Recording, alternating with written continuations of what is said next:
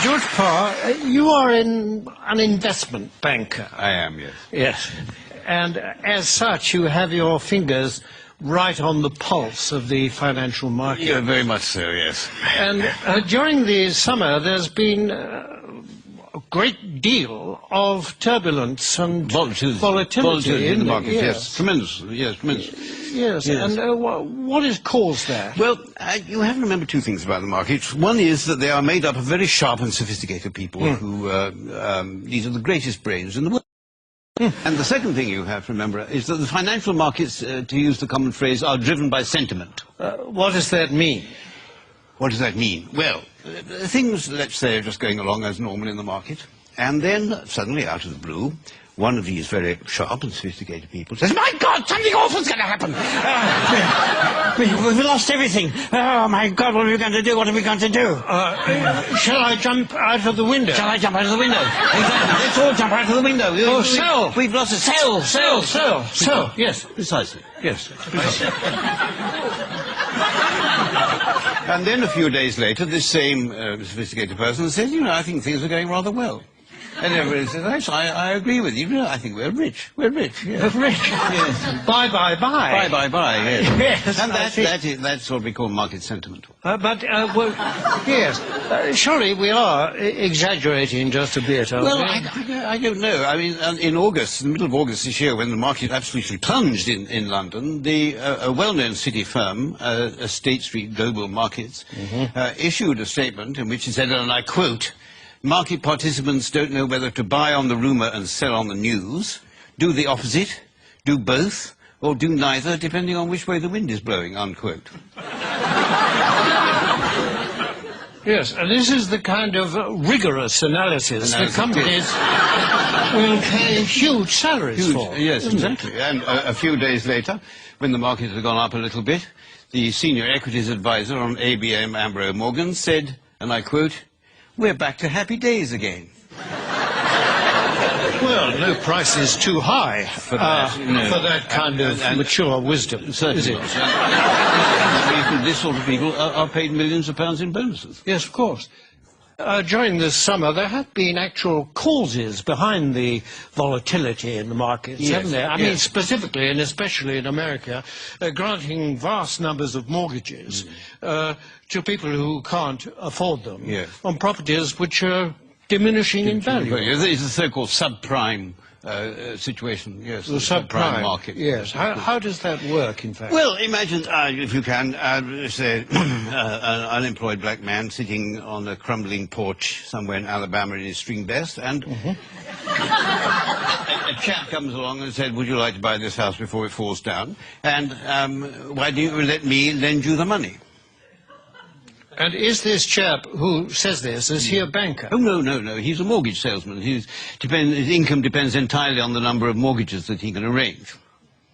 So his judgment to arrange mortgages is completely objective? Completely objective, yes, absolutely. Good. Yes. And what happens next? Well, then this debt, this mortgage, is taken, bought by a bank and packaged together on Wall Street with a lot of other similar debts. Without going into much detail about what is actually... Without going into any detail, no, it's far too boring. And so this is put into a package of debt, and then it's moved on to Wall Street, and it's extraordinary what happens then, that somehow this package of dodgy debts stops being a package of dodgy debts and starts being what we call a structured investment vehicle.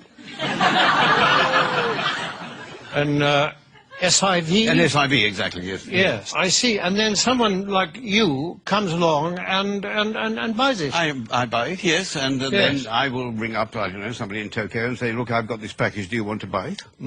And they say, "What's in it?" And I say, "I haven't got the faintest idea." And they say, "How much do you want for it?" And I say, $100 million. And then they say, "Fine, that's it." And that's the market. And presumably this package, I mean, that kind of thing can happen several times to the same package. Possibly, yes. And every time it does, of course, then you, or someone like you, will get a fee and a markup. And a profit, yes. And so well, you can't expect us to do it for nothing. It's hard work being